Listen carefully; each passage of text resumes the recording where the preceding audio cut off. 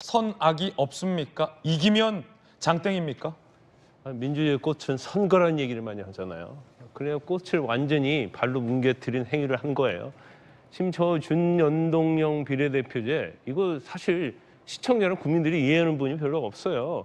그리고 이 산술이 너무 복잡해서 우리가 지난번 킬링 문제라는 얘기를 많이 했잖아요. 이게 굉장히 수적으로 어려워요. 그래서 국민들이 투표를 한다 하더라도 이게 어떻게 반영되는지를 국민은 계산할 수 없단 말이에요.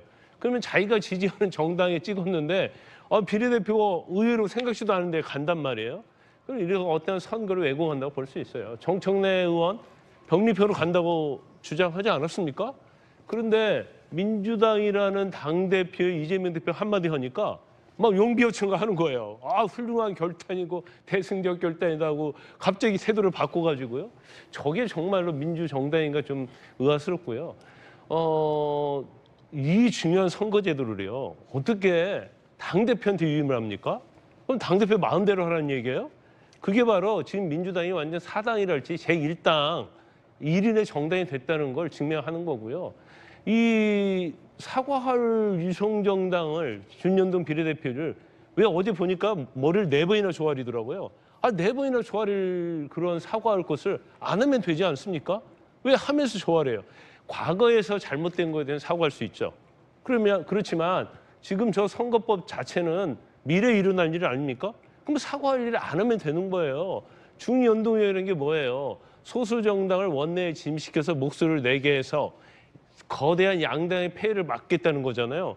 그런데 그게 아니고 다시 유성정당을 만들겠다. 그러면 결국 양당제도 돌아가는데 단지 선거법이 그렇게 돼 있기 때문에 거대 양당을 유지하기 위해서 유성정당을 낸다는 거 아닙니까?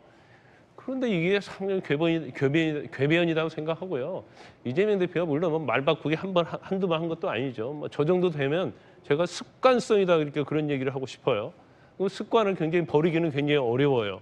그런데 저렇게 선거제도를 왜곡하고 그다음에 제일 중요한 이번 총선이 어떻게 보면 지난 21대 총선의 전체를 밟아서는 안 되거든요.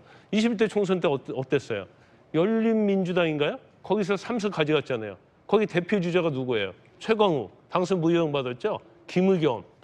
이런 걸출한 의원들을 배출을 한 정당이 열린민주당 아닙니까? 그러면 그거에 대한 폐해를 막기 위해서 어떻게 할 것인가에 대해 연구를 하고 같이 머리를 맞대고 네. 선거제도를 개편을 해야 하는데 제가 볼 때는 22대 총선은 21대 때보다도 22대 국회는 더 난장판이 될 것이다. 네. 국민들이 엄청난 스트레스를 받는 그런 국회가 될 것이라고 봅니다. 결국